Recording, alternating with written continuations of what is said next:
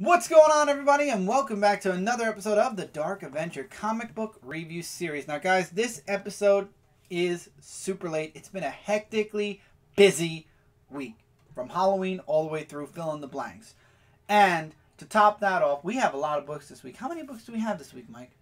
I believe 29. 29? One away from 30, huh? Yeah, wow.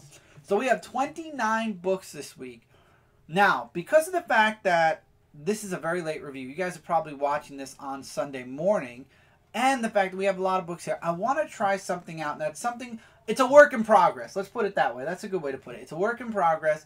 As you guys know, I've got some big things that are going to be coming in 2018.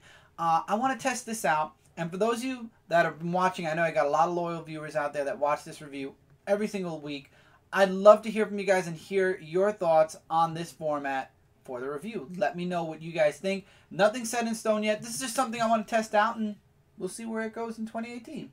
Yep. Anyway, with that, and with the fact that I've already spent a minute explaining what we're going to be doing in this episode, Michael, what week were these books released for this episode? They were released on October 25th, 2017, the last week of October. There you go.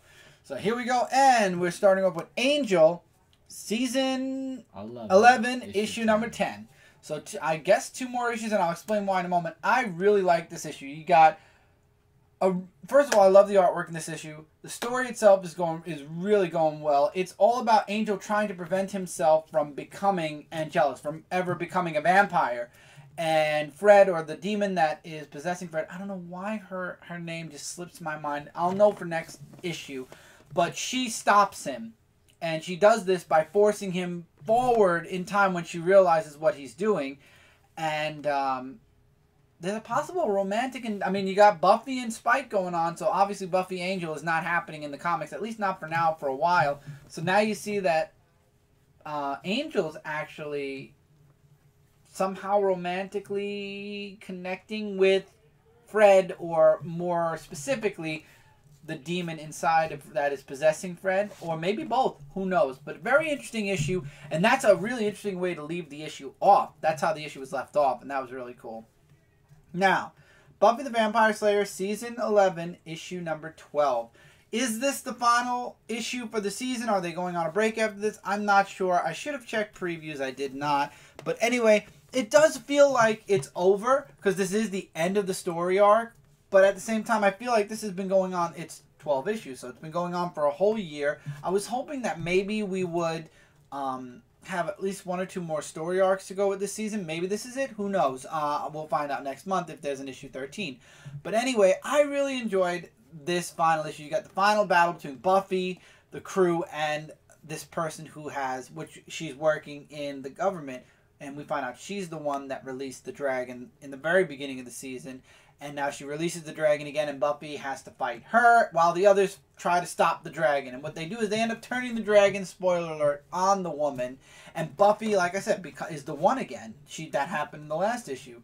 Now, you've got the Vampire Slayers at the end of now, everything's done. The world is back at peace. The president apologizes, and life goes back completely to normal. But now you got the Vampire Slayers who want their abilities back. These are the ones that we hated all the way at the beginning of the season. So now they're begging for it back. She decides, okay, you guys can have the abilities back. So she's no longer the one again.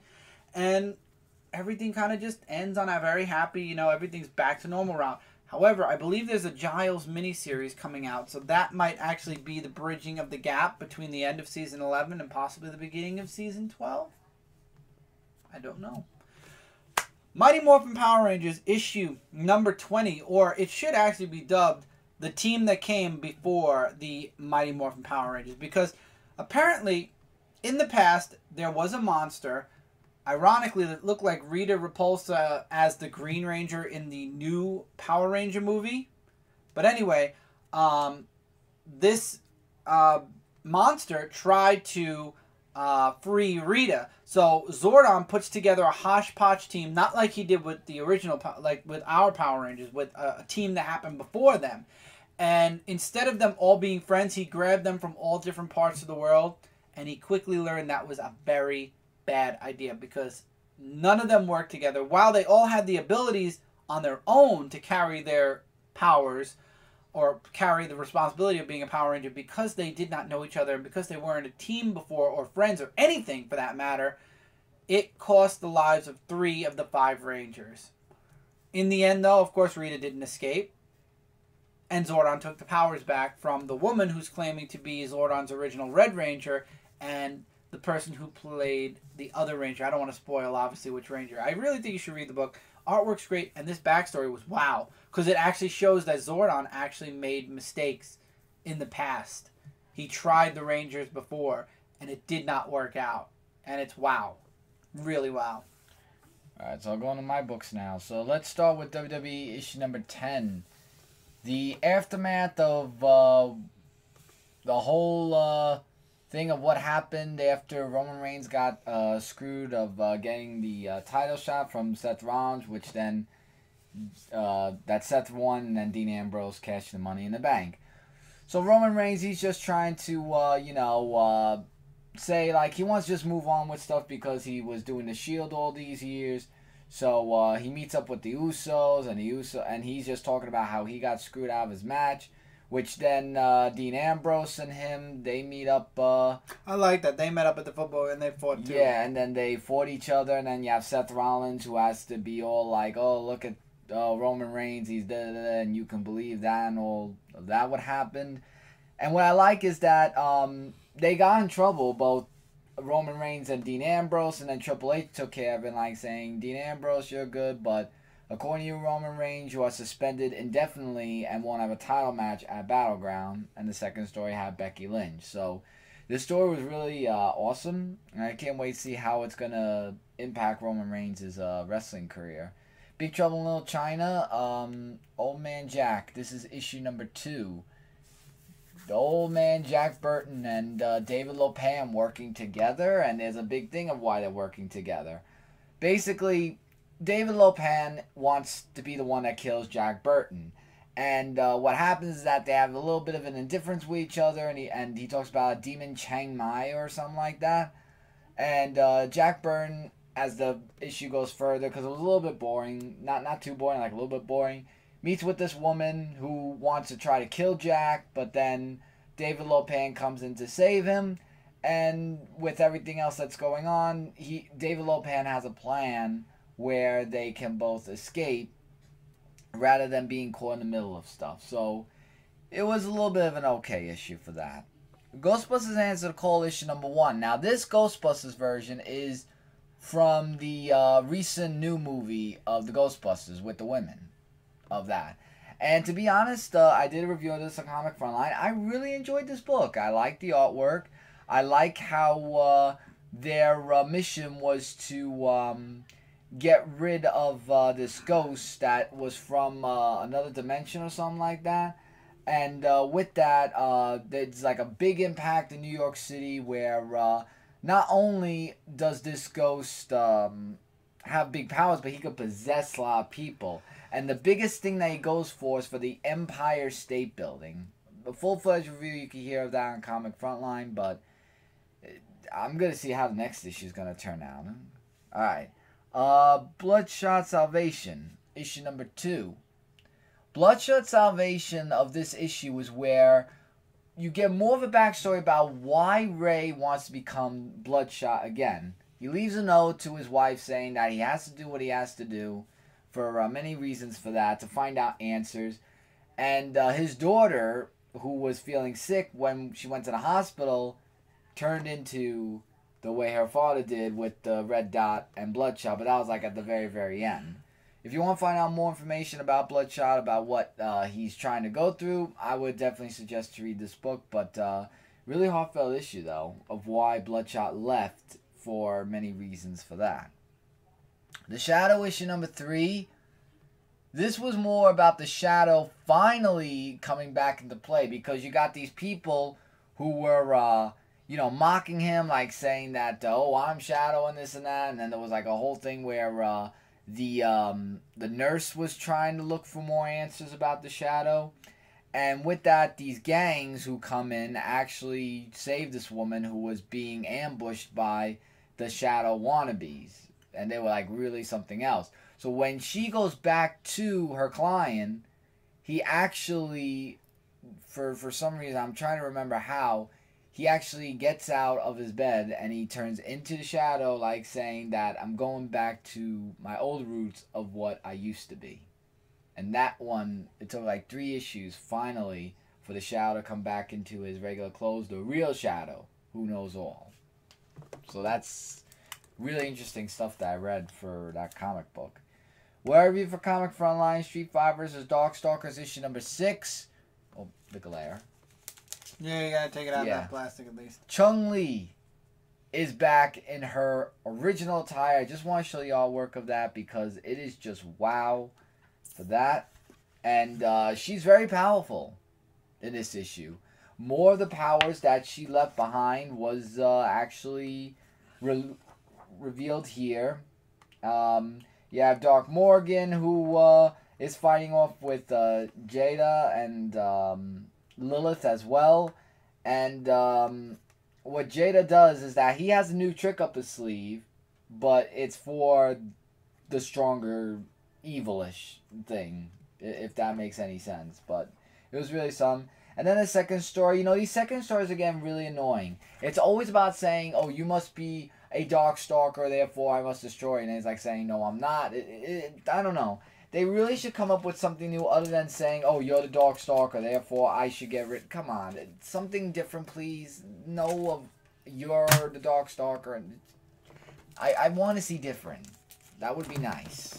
Alright, Saga issue number 48. I really enjoyed this. This is Prince Computer's son, or Prince... Well, I forget his name, but anyway, it's his son and Gus. Really nice. Now, as you guys know, the Mark went and tried to hunt down the young prince, but what happens is he ends up leaving the reporter crew there with Gus and the prince, and then he leaves, and we all know what happens to him because we saw in the last issue. First of all, I love Fiona Staples' art in this book. So they're hunting because they're all hungry. You know, the ship's not there. They're stranded on this planet, you know, and the reporter's hungry, so they want to eat Gus's pet. And what happens is they go hunting, they fail, but there's some really great lessons in here. I would definitely recommend reading this book. But Marco and Alana end up coming back, and we find out that the daughter and the prince end up becoming friends, and it kind of ends with her saying, the boy that would become my brother. So it looks like that they become one big family in this issue. I don't know if this is going to be... I think they're going on break after this issue, I believe, for a while. So this is the last Saga issue we're going to be reading for the next couple of months. But it was a good way to leave Saga off, I think. I like the happy note that it was left off on. XMen Manowar issue number 8 of the Emperor's story, where Arak goes from being general to emperor. And how does he do that? Well, first of all, let me just show you this artwork right here. This artwork I'm really enjoying. It is phenomenally amazing. And what he does is... What he does is that there's this war that's going on, and he finally goes back into his armor, but into like a more warrior-esque like thing. So he goes up against the Emperor without the armor, defeats the Emperor, and therefore he becomes the new Emperor of, you know, what he said he was going to do. And now, with that, his, I forgot what his wife's name was, I think Scone or something, I couldn't remember. She's just like saying, you know, you think you've succeeded, but the problems have only just begun. So there's a lot of other really intriguing stuff that I'm looking forward to. Just to see what the bigger problems are is just wow. I mean, I reviewed that also for Frontline. There are a lot of books I reviewed this week for Frontline, but others I haven't. But you could definitely see a full-fledged of that. Oh, another thing is, and I want to mention this about Saga. Remember, the first break, Hazel grew up. I'm wondering if they're going to make Hazel grow up more in the next issue. Oh, we'll find out. I don't know. But TMNT issue number 75. This is huge. Yes, it has a spine. A lot happens in this book. So you've got the Turtles and Emperor Zog and his people fighting to defend Neutrino. And what happens is they go back after successfully defending the planet. And what happens is Krang actually says, you are no better than me. You're willing to put the Zog and his people, or Zon, however you pronounce his name, to protect your world, but you're saying it's my fault, you know, for wanting to protect mine. And in the end, the trial ends up a stalemate, long story short. And they end up wanting to send Krang back to his people, let them, you know, jail him for life. Leatherhead does not like this and actually takes matters into his own hands. Read the book to find out what he does. And everybody goes back, but we find out that Krang took the Triceratops, well, before he mutated them, from Earth. So the king ends up sending the crew back to Earth, and Bishop finds this out. Now, the thing is, the turtle story doesn't continue here.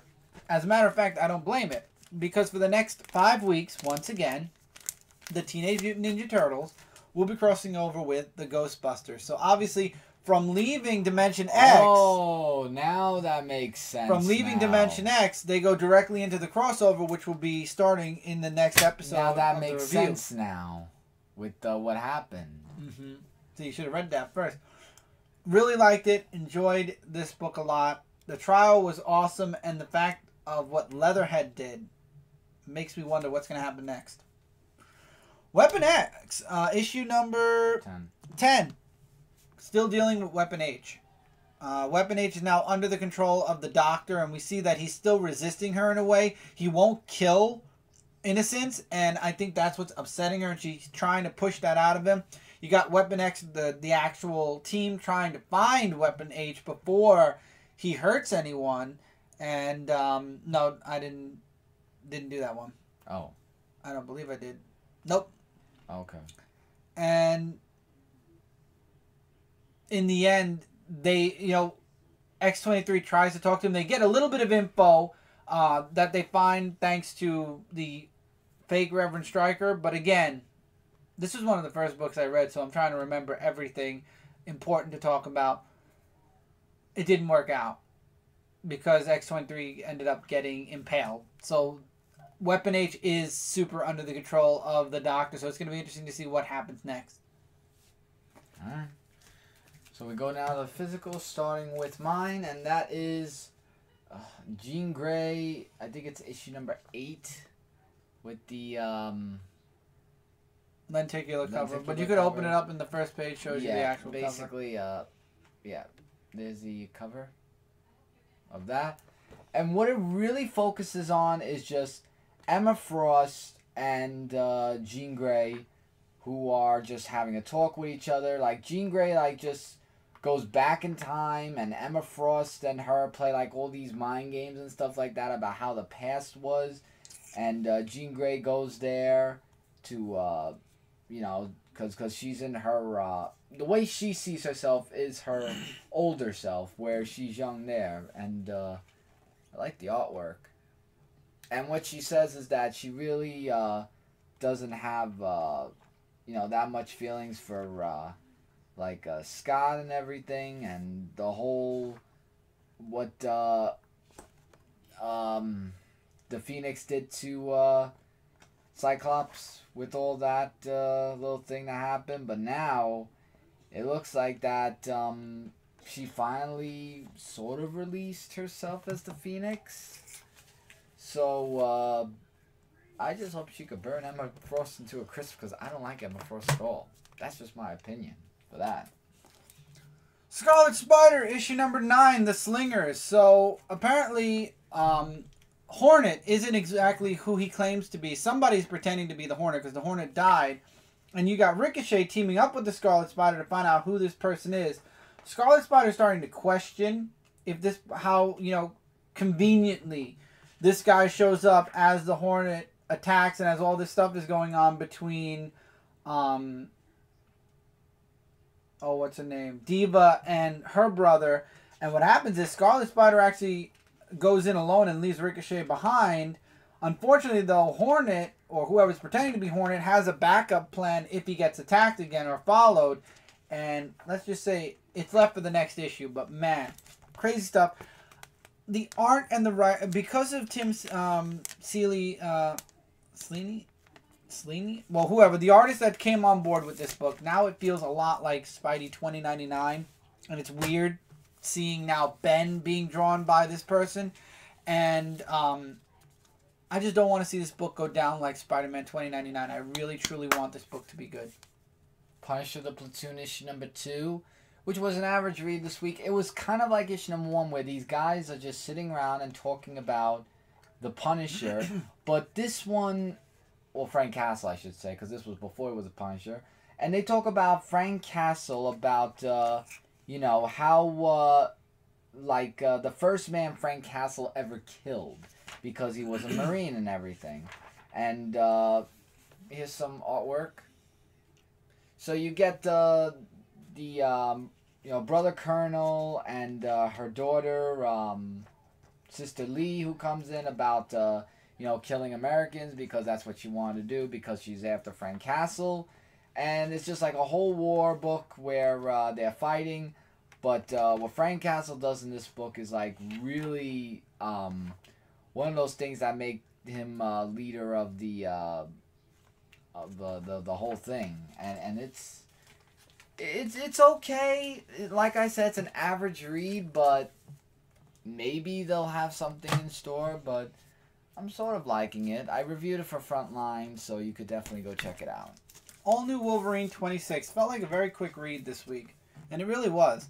So Laura's still dealing with her mother being alive, how it's possible. Dawkins is being tortured. We get basically a lot of this book is Dawkins' point of view, him being tortured by this group of people, and him breaking free, and running because she sees Laura, so he's worried about Laura. And we find out that the mother might actually be a part of the victims of the X. As a matter of fact, I think her eyes are. I think she's a computer, and they're actually monitoring what Laura's doing or seeing what Laura's doing.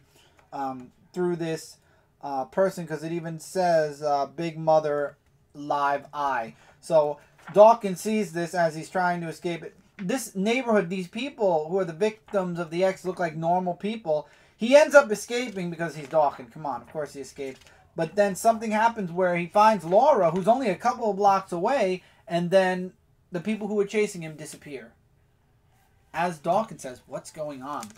Very interesting stuff. Love the artwork. I've been loving All New Wolverine since issue number 1. I recommend this book highly. The Punisher issue number 17. Sadly, the last issue of The Punisher. And it's now The Punisher who goes up against Face. Well, not the last issue. The last issue before Rebirth. Well, yeah. Legacy. But they say for this one, at least. For this comic book. For that. So after he escapes the police, after he was called out by Face to face him one-on-one, he meets up with Lance and Mandy, and Lance was really annoying in this issue, but they both actually help him out to go up against Face, and there's like the battle is like really heated on against those two, and the artwork was great as well.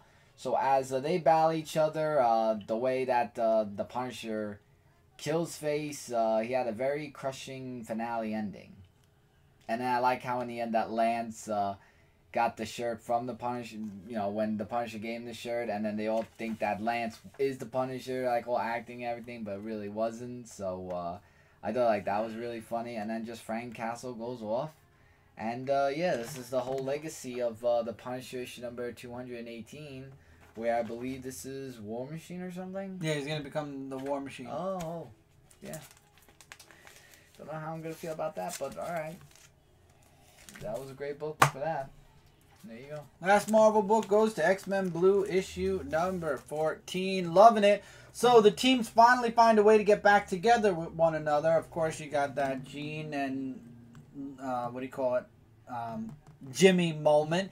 I like how Jean in her book says she doesn't really feel much for Scott, but yet in the previous XMen Blue issue, she kind of started showing it. So I don't know if she's just trying to fool herself. But slowly but surely, the X-Men teams are slowly getting back together. We do find out, and I was correct, that Bloodstorm and everybody else who died were not dead. They actually end up breaking into the facility where all the dead X-Men are, and they end up freeing them, saving them, whatever. And what happens is they end up, they're using long shots, hacking to get, first of all, to bring the team together, but then to find the dead teammates. They all get together, they try to make one more leap, but they end up, as this story says, on Mojo's world. So, to be continued.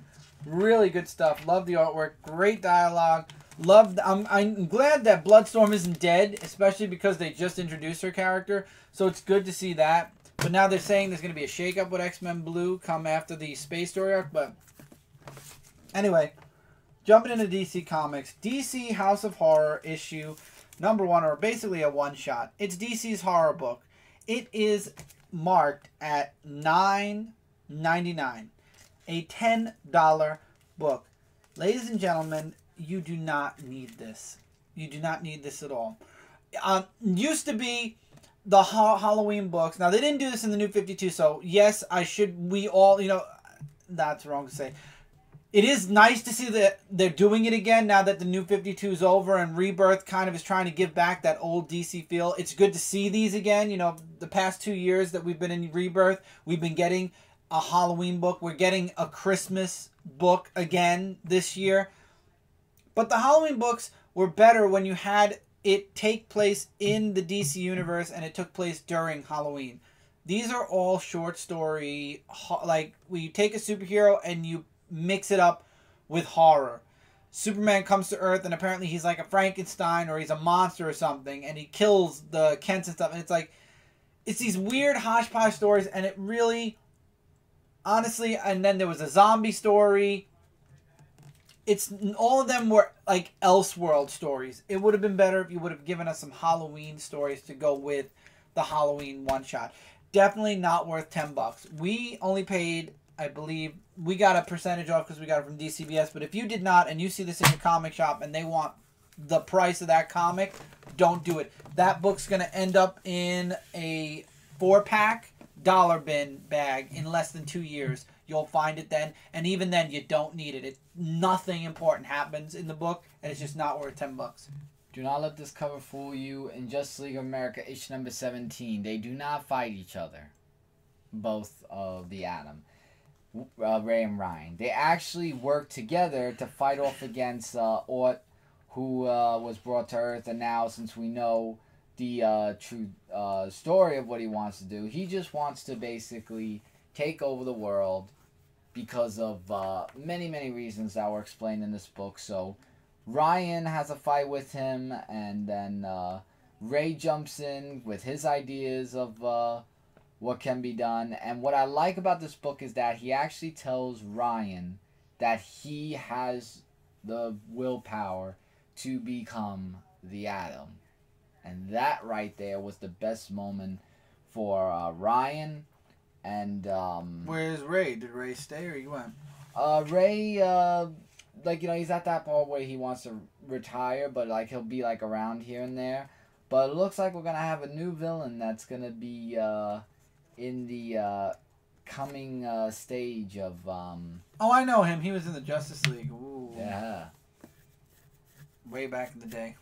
So Justice League of America is going to have a lot of things to have on their plate for that one.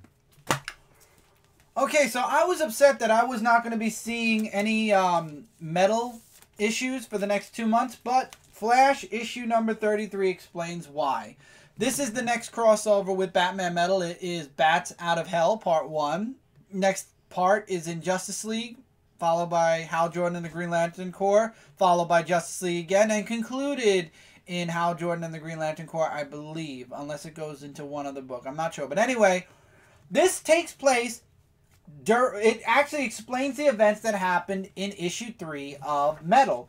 And it actually takes place right after Flash sends Superman through the portal. Now, Flash and the rest of the Justice League split up, have to fight, to get all the 9th metal on Earth. Unfortunately, though, they get attacked and all sucked into the same place by the Batmen. And Flash ends up in Central City. He tries to save the people, especially Iris and Wally. Unfortunately, he fails. They all end up together. Again, the Justice League slowly, but they're faced now with the dark Bat versions of themselves, to be continued. Really cool, and now it explains kind of why for the next 2 months we're not going to be seeing Metal issue number 4, because we have a whole month's worth, because this was the end of October. Now, all throughout November, the Justice League and Hal Jordan books, which are obviously going to be one a week for the next 4 weeks, are going to lead us into the fourth issue, which is coming out in December. Makes sense. Makes sense now. So Metal is continuing. If you're following Metal and you're not reading Flash, you might want to pick up issue 33. I did get the connecting variant. So I believe when I get the rest of the Justice League and Hal Jordan books, they'll all connect. Nightwing, The New Order, issue number 3. So Nightwing's brought in by, we find out that somehow Batwoman found out about Dick's son, and she's the one that brought him in and brought his son into stasis. And she warns the head there, don't engage Dick. Don't say anything. I'll be there soon. I'll deal with him. Unfortunately, this guy thinks he's smart, and he does engage with Dick, and Dick escapes. And now Batwoman, or Kate, is pissed off about it. So, of course, Dick goes to Tim for help. Tim gives him a little bit of information, not much. Dick ends up making a stop at the Batcave. Gee, I wonder why. We get some dialogue. So obviously something happens with the son, because the son is telling us the story of what happened next. You know, Dick at his wedding, Kate, the fact that he was chosen, you know, by the heads. He gets attacked in present day by, oh God, John Stewart. So John Stewart in this world apparently is working for Dick and his people. Dick obviously goes back into Nightwing mode. Because now, you know, obviously, and this is what makes me think that Dick is kind of a hypocrite. He was okay with everything until it included his son. Now that his son is part of the problem, now all of a sudden, oh, it's wrong. We need to stop this. We gotta, you know, maybe I made a mistake. But anyway, he gets saved by Wally and Starfire. To be continued. Interesting stuff. I will say that. Again, though, I just love how it's kind of like double standard. It was fine until my son is, you know, being taken away. Now what? Now he's against it. We'll see what happens next. But I like how the son is telling the story, so you obviously know something's happening there. Hal Jordan and the Green Lantern Corps, issue number 31. Hector Hammond is on Earth and is being, I don't even know what it is. He's being controlled, or they're attempting to take control of him by the aliens that actually made Hector Hammond into the person he is. Superman and Hal Jordan show up. They end up fighting these little alien creeps. However, Hal gets put in a dream where he's married to Carol. And life is happy. But Hal realizes, wait, this is wrong and I have to go back. And he's like, you know what? The hell. Even though I'm here and I know this is fake, I love you. And I love how the Carol in his imaginary world is like, then go get me. I love how Rob Venditti actually threw that in there, and I agree. Hal needs to go get her, you know, because that's why they broke up in the first place. He was too afraid. So Superman, Hal Jordan save Hector Hammond. Long story short, Hector Hammond gets shut down or wants to die, but you know, obviously Hal saves him, and now, you know, he's on life support. Superman goes back doing his thing. Hal actually goes to Carol after this, and it looks like he's about to fix things until John calls him away. And ironically, it says right here, next issue, Bats Out of Hell. So, we won't know where Hal's going until 2 months from now, because the next 2 issues are connected to Batman or Dark Knight's Metal. So we'll find out where Hal Jordan's being called away to in 2 months. Not this month, the following.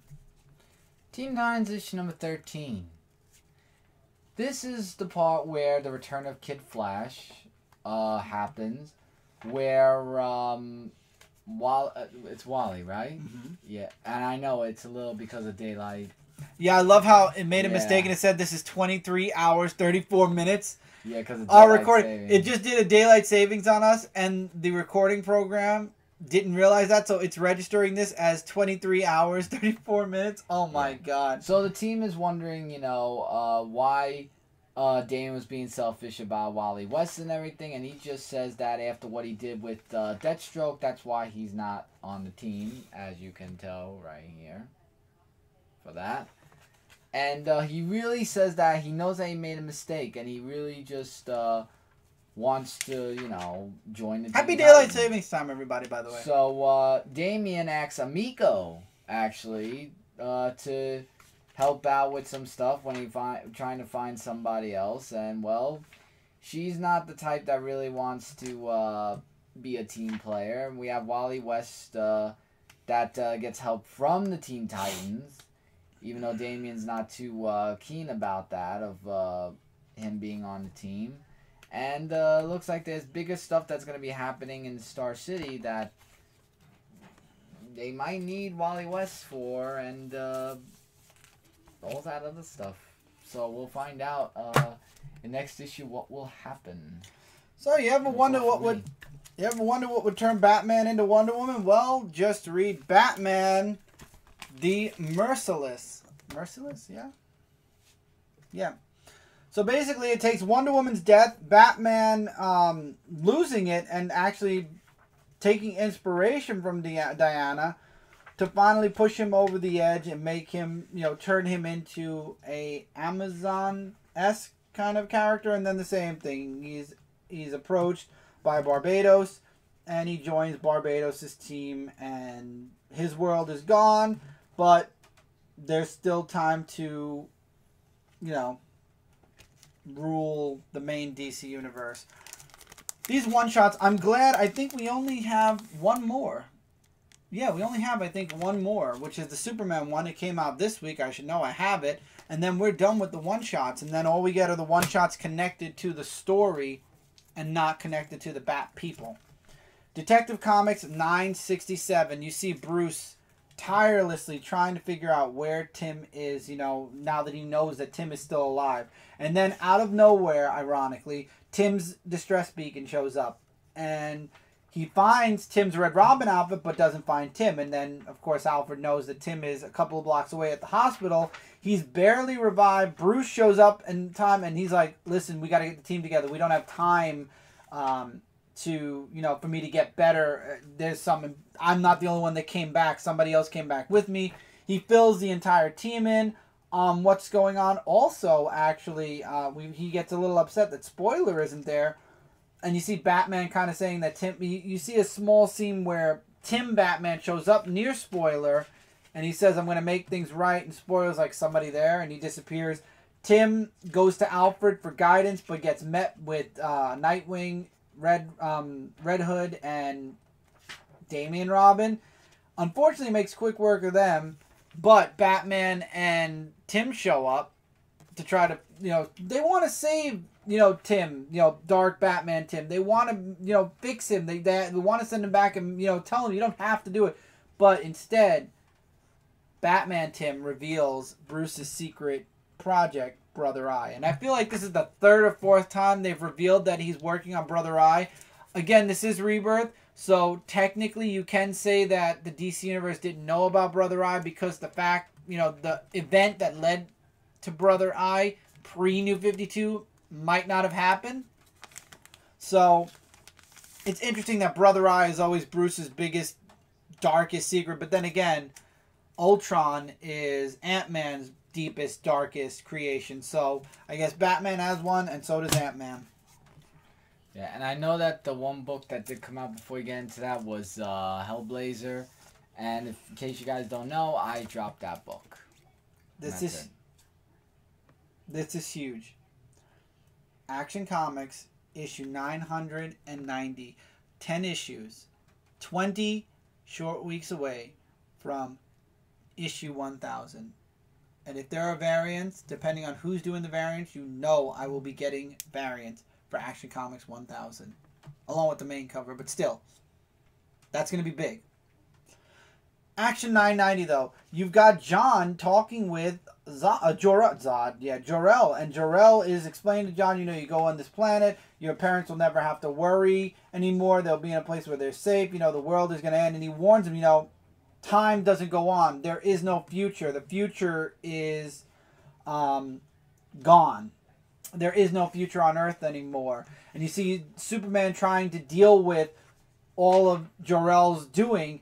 And I feel like he's dealing with two spoiled kids. He brings all the weapons of this country together and destroys them. And he's like, now, debate and solve your problems instead of fighting each other. And it's like, wow, that's kind of like acting like bad, you know, the good parent, bad parent, kind of acting like the harsher parent. But anyway, there's something that goes on in Metropolis. Obviously, Superman stops that from happening. And that's where Superman finds Lois, who is trying to use Jimmy's signal device to get to Superman. And then Jor-El brings John back. This huge back and forth happens with Jor-El and Superman. And John is trying to stop Clark because Superman is going to fight his father. And John's like, no, wait, you got to listen because Grandpa says, you know, we're all going to die. To be continued. Again, I feel like Jor-El is preying on John's, John is more naive than Clark because he's younger. So I feel like even Clark knows. Come on, really? No. So it's going to be very interesting to see. I believe there's still 2 more parts. It's going to be very interesting to see where this series. I mean, we know how it's going to end, but we don't know what's going to lead to that ending. And then we're going to have Superman with Booster Gold trying to figure out if this guy, if this Jor-El is his actual father. Yep. Crazy interesting stuff. I'm loving it. Action Comics, man, is my favorite book from DC Comics. You should be reading this from Rebirths for, you know, the one-shot that led into Action Comics 960 something, I think it was. I don't even know. Anyway, with that, that's it for this review, guys. Feel free to let us know in the comments below. Do you like this format? Unfortunately, as we are still used to our old format, if you noticed, a little bit of the old format still found its way through. Again, as 2018 comes, there'll be bigger announcements made. I have a VidMe account. There should be a link in the description below. I should have added my VidMe channel. If you have vid.me, it's basically another video platform. I'm working on trying to get my channel up to 50 followers. This way I can get verified. When you're verified, you get over 30 minutes. Because right now, there's a cap on how many minutes and how much you can upload per week on VidMe. So if you get verified, you get unlimited time, unlimited space, etc., etc. So if you are on VidMe, definitely go find Dark Avenger C86 and click the follow button. I'm really working hard to try to get that channel at the status that this channel is, so this way I can actually move all of my videos, because this video is 42 minutes long. Unfortunately, will not make it to VidMe until I get verified. So the comic reviews, unfortunately, are going to be missing. I do have stuff from What the Card. Might actually put some Brooklyn Boy stuff up there to get some activity going, but definitely go follow the channel. And once I get verified, once we show VidMe that, yeah, this is going to be a channel that, you know, will have views, boom, we'll have the comic book stuff up there as well. Till then, guys, as always, feel free to comment below your thoughts, agree, disagree, likes, dislikes, recommendations. We'd love to hear from you guys. If you're new to the channel, hopefully you'll smash that sub button. This way I'm in your sub box and you don't miss out on a single review. Right now, that is all that's going up on this channel. Never know what 2018 holds, though. And the Dark Avenger podcast should be coming soon. It's very hard to record in this house lately. Things are just crazy. So, till then, take care, keep reading, keep collecting, and we'll see you guys really soon in the next video. Hey, everyone.